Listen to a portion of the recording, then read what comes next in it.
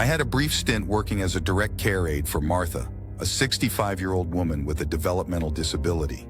Her daughter, Colleen, who was in her 40s, worked night shifts and needed someone with medical expertise to look after her mother overnight. My engagement with them was short-lived, just one night to be exact. And soon you'll understand why I never returned. Martha was the elderly woman's name, while Colleen was the one who reached out to me. It seemed Colleen didn't have any other family members available to assist.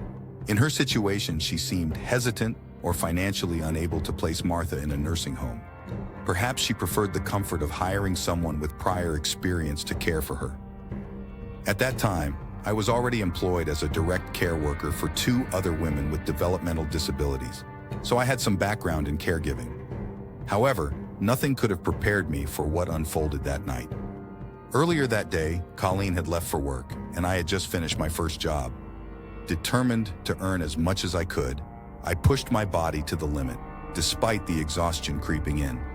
Martha and I were acquainted when Colleen introduced us. Martha greeted me with a warm smile before Colleen escorted her upstairs to her bedroom for the night.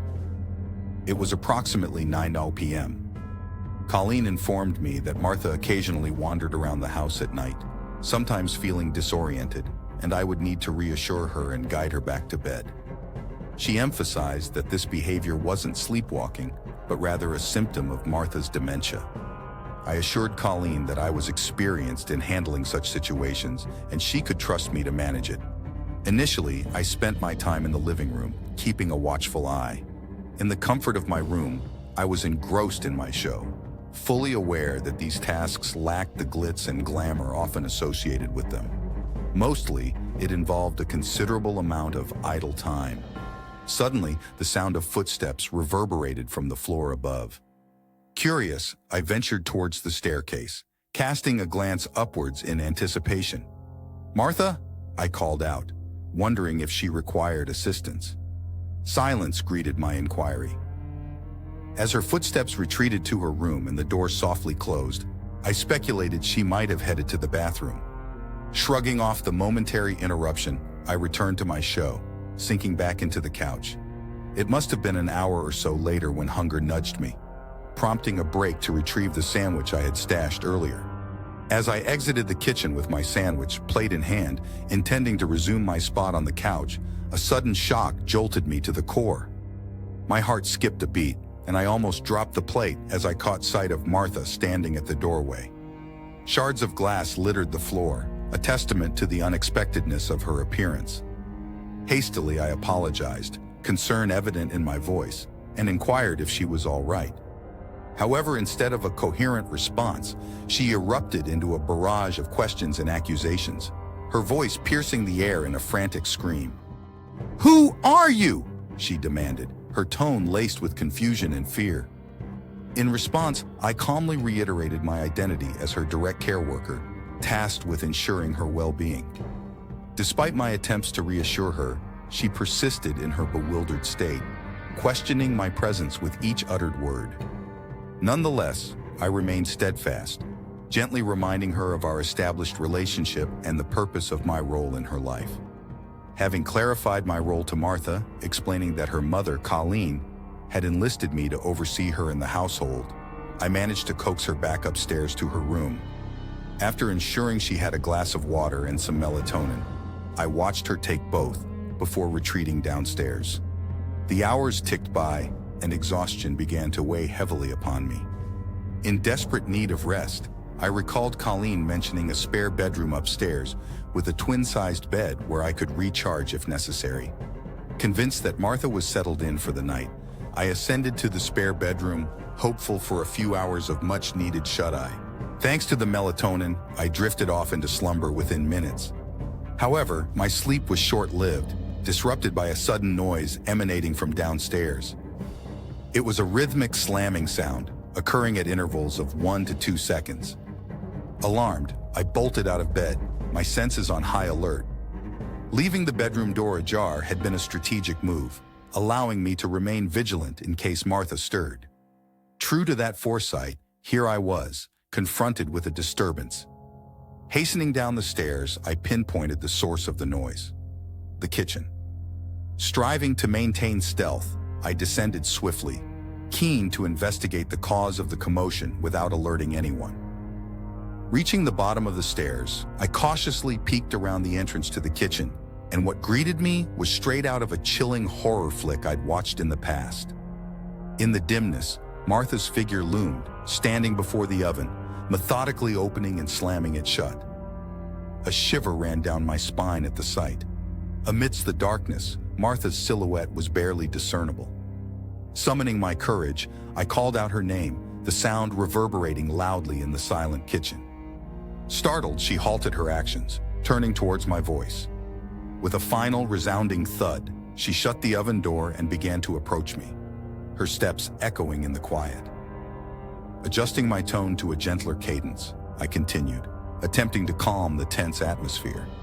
In a voice tinged with concern, I asked, "Are you okay?" Martha drew nearer, allowing me to discern her facial features, yet her expression remained vacant.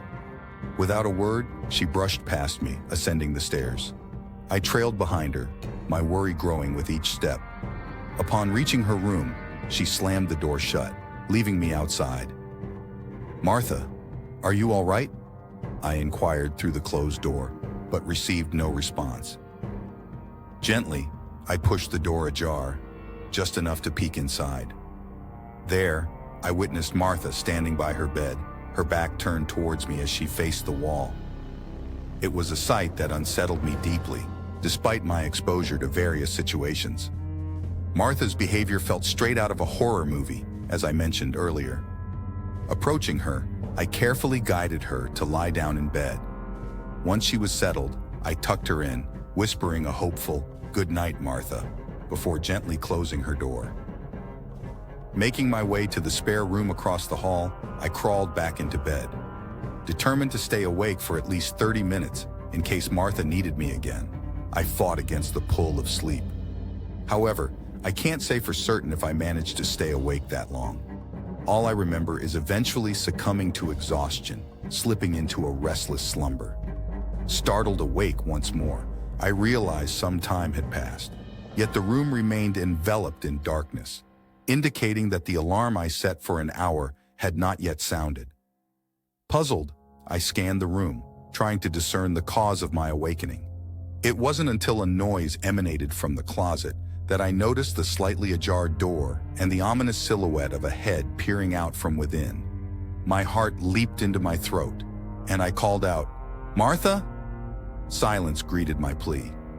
Repeating her name several times, I waited anxiously until finally she pushed the door open, revealing herself. Advancing cautiously towards the bed, Martha began to repeat the same questions she had posed hours earlier, her voice tinged with uncertainty.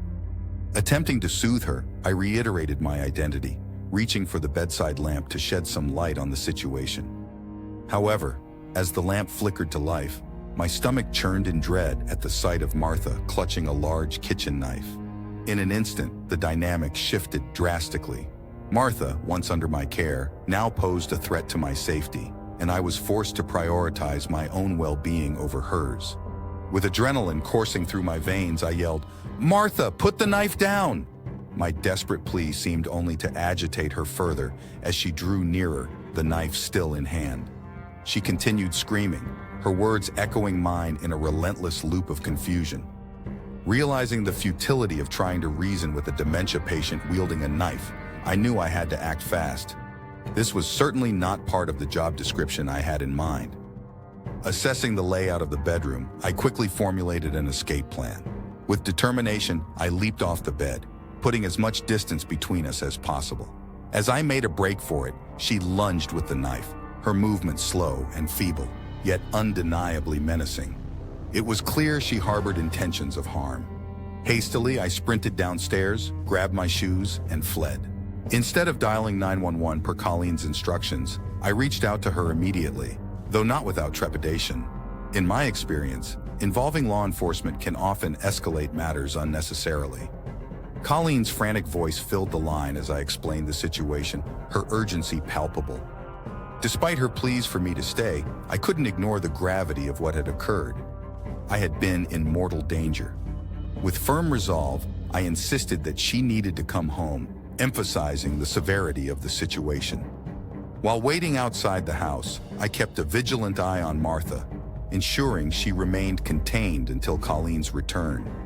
Only when Colleen arrived and went inside did I dare to breathe a sigh of relief, though the ordeal was far from over.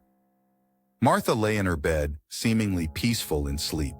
However, when Colleen arrived, her initial disbelief quickly dissolved as she discovered the knife beside Martha's bed. To prevent any further blame from being directed my way, I refrained from mentioning my own brief moment of rest. Despite this, I couldn't shake the feeling of unease. While Colleen offered me the spare room for sleep, I declined, realizing I couldn't return to work in that house again.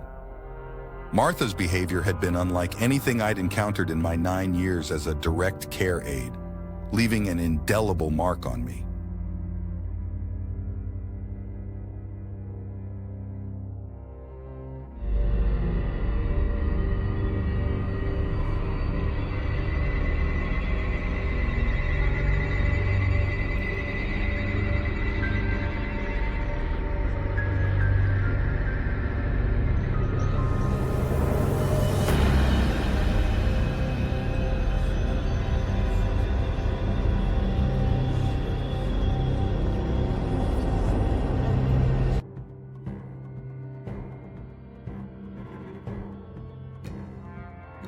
My first job assignment led me out of town to a house that seemed to be intentionally chosen as less than desirable by the plumbing company.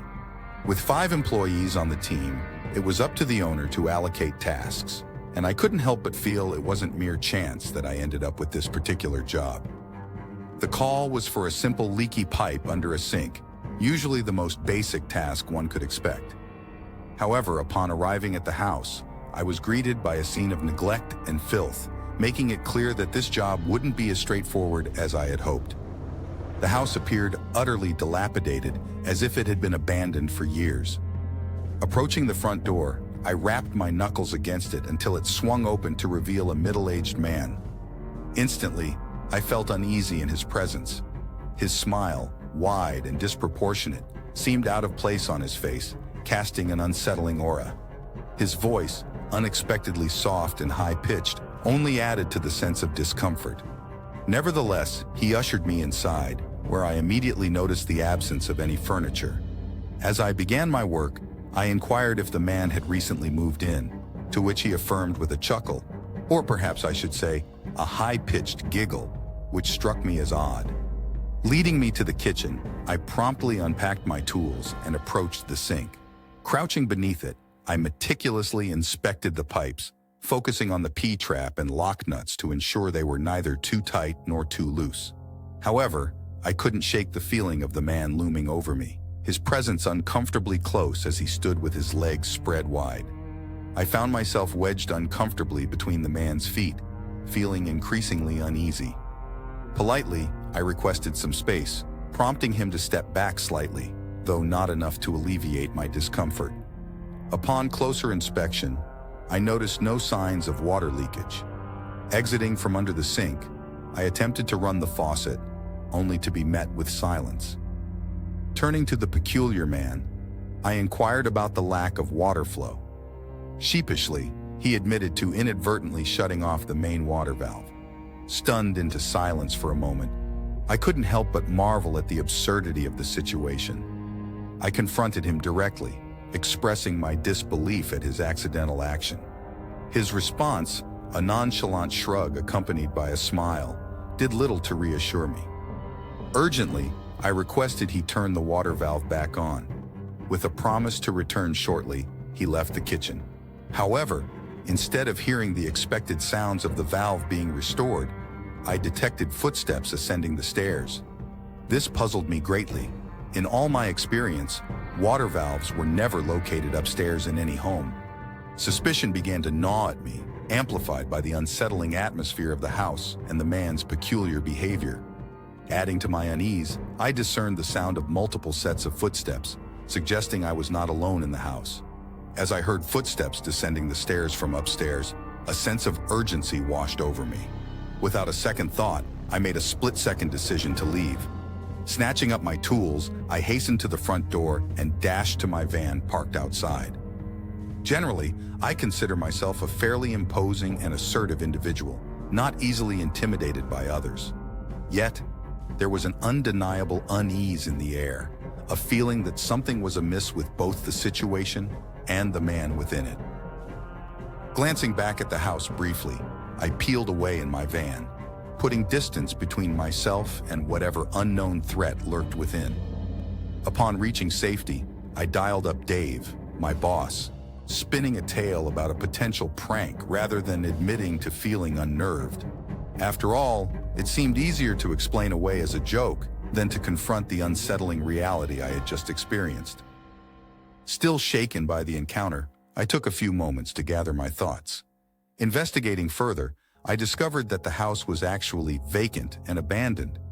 Furthermore, the number provided by Dave for the supposed leaky pipe call turned out to be a voice-over IP number, not a legitimate one. Concerned by these revelations, I felt compelled to report the suspicious incident to the local police department. My hope was that they would investigate and perhaps secure the abandoned property. Following this unsettling experience, I made a conscious decision to steer clear of that sketchy part of town. As for my tenure with the plumbing company, it lasted only about a year, and I never encountered anything quite like this again.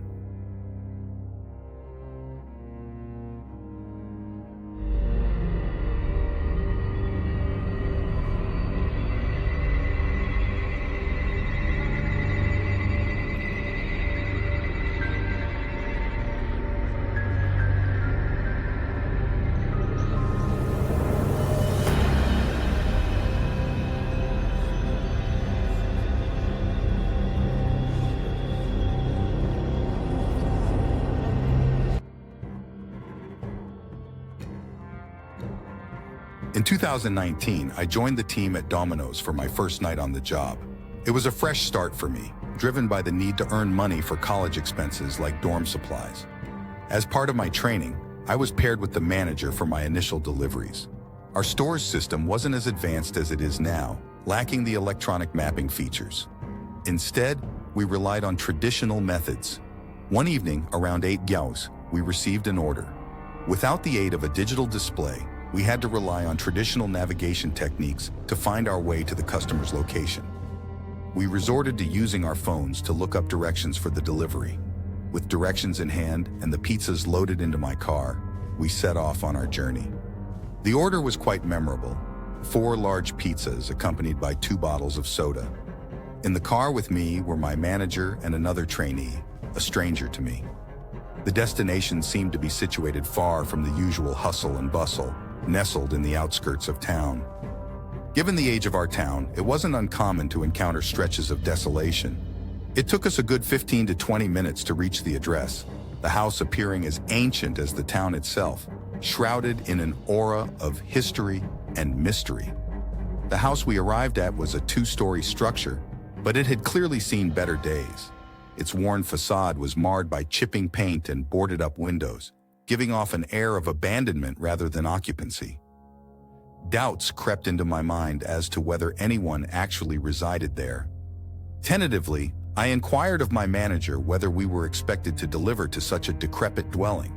His response was affirmative, assuring us he would accompany us to hand over the pizzas and sodas.